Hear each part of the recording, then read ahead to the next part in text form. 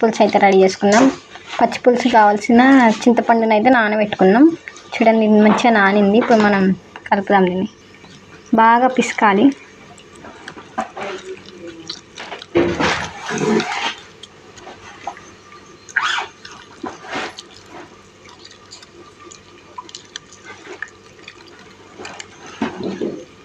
బాగా పిసికేసుకున్న తర్వాత మనం ఉడకట్టుకుందాం వాటర్ని.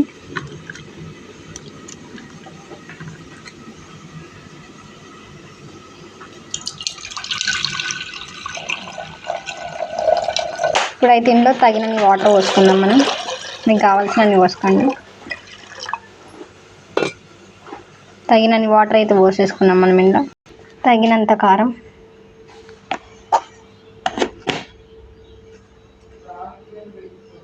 నేనైతే ఒక ఆనియన్ కోసుకున్నా పొడుగులా, మీరు కూడా కోసుకోండి. నేనైతే ఇందులోనే ఉప్పు వేసుకొని బాగా మిక్స్ చేస్తాను, ఎందుకంటే ఆనియన్కి మీకు ఉప్పు పట్టాలని. ఇప్పుడు చూడండి బాగా పట్టేటట్టు కలుపుకోవాలి మనం. ఇప్పుడు దీన్ని వేసేసుకుందాం. ఇదైతే బాగా మిక్స్ చేసుకుందాం. ఇప్పుడు ఇందులో మనం పోపు వేసుకోవాలి. ఇప్పుడు మనం గ్యాస్ అయితే ముట్టించుకుందాం.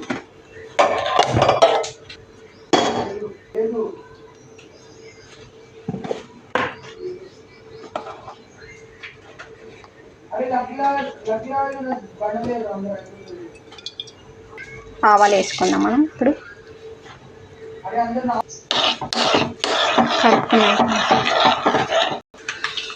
ఆవాలు అయితే వేగినాయి. పట్టుపట్టని సౌండ్ వచ్చినాకనే మేము జీలకర్ర వేసుకోవాలి. ఇప్పుడు జీలకర్ర వేసేసుకుందాం. మొత్తం కలుపుకుందాం. కరివేపాకు వేసుకున్నాం. అయితే 3 పచ్చిమిరపకాయలు కట్ చేసుకున్నా వేసేసుకున్నాం.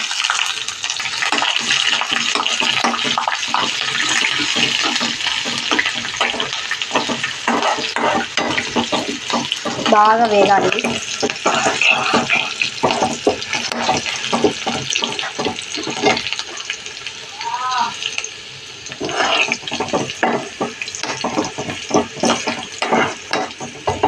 మనం పసుపు వేసుకోవాలి. పసుపు అయితే వేసేసుకుందాం. ఇప్పుడు బాగా మిక్స్ చేయాలి.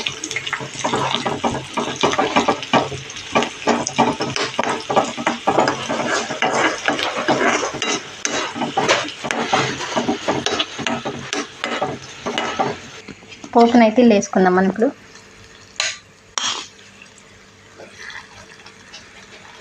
పోపునైతే వేసుకున్నాం. ఇప్పుడు మంచిగా కలుపుకోవాలి మనం.